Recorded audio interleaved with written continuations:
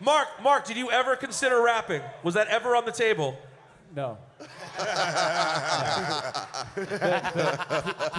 Pete was my first ever favorite producer. Like, I really like... My man Mark, he knows, because I remember him asking me for the Creator years and years ago. Like, I was listening to whatever the fuck I was listening to, and then I heard Mecca and the Soul Brother, and I heard Reminisce, and I'm not kidding, I fucking cried the first time I heard it, and I didn't know that a rap song, I know this sounds very ignorant, but at the time, I hadn't had that connection.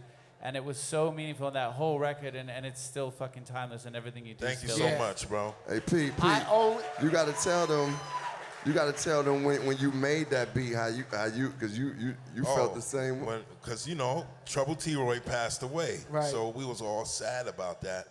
And then I just tried to do something to get out of my funk by listening to music. Sometimes it helps. Of course. And when I had that album, I just took a listen to it. And it made me cry when I listened to it. I mean, it starts off great, that song. Yeah, and it emotionally, it did something. It tapped in. Right. And I was, and then, I said to myself, I got to do something with this in honor of my boy. You know what I'm saying? And so I just kept listening to it. Did you think at first that you were going to use another part of it, like the part Black Sheep used? Yeah, definitely.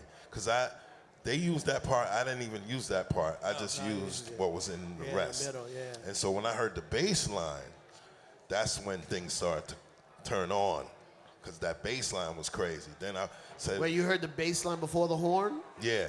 Wow. And so, I always said with a good bass line, you got to have good drums. So I went immediately to, some drums I knew about. Y'all probably know about. Anyway... I used those drums, and then it was popping. It was popping. And then next thing you know, I just started rubbing the record and playing the music and heard some more stuff. And then I heard that trumpet, and it was just like, yo, I got to get this. Yeah, it's crazy. I got to get this done. So I just started sampling everything, and then I saved it, then erased it, then sampled more stuff, and that's how I did the beat. Wait, you saved it, then erased it? Yeah, I saved all the sounds that The sounds. like the bass line and the drums, saved that, and then erased it. Or erased it because you need more space in the machine. Played with the beat and added more stuff. I gotta and say, then man. when I got in the studio, I laid down everything. Yo, the other day, we were at the Grammy Museum, and they had a hip hop exhibit. Now they had Slick Rick's eye patch, his suit from Great Adventures that of was Slick crazy. Rick. They had Tupac essay he had written. They had freaking Curtis Blow handwritten the breaks. We stepped to this one place, and it was Pete Rock's SB 1200. SP. And I said, and I looked at Pete. Pete was already feeling it. Yeah. I said, Pete, they reminisce over you. You made Straighten It Out. You made The World Is Yours. You made Shut 'Em Down remix, all on this machine. Juicy, the original Juicy. No, I almost cried right there, bro. Yeah. I was really feeling it, like. Yo, that's music that changed the world. And this was in a display, like a memorial. Yeah, there's a Grammy Museum display. Oh, the Grammy Museum. And we saw Dilla tapes in a case, and we saw my drum machine, where my whole career I made on that machine.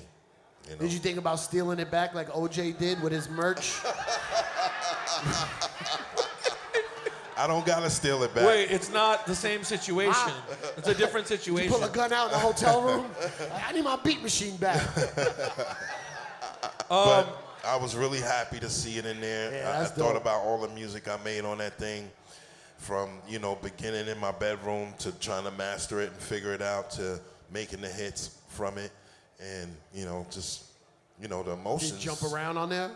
Jump around, everything. Let it all hang out, adore. Everything y'all ever heard from me before the year 2000, everything y'all ever heard from me was from the SB 1200. Cipha, do you want to keep naming songs from there? No, we got it. The main ingredient. We got it. I Gotta Love. Yeah. Skins. Yep, all of that. All Cipha. No, I mentioned OJ.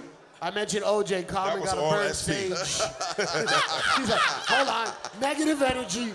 Hey, Hey, I gotta burn my Palo Yeah, no. Santo now. There, yeah, burn that Palo Santo. About all type of Yo, shit. See how it go.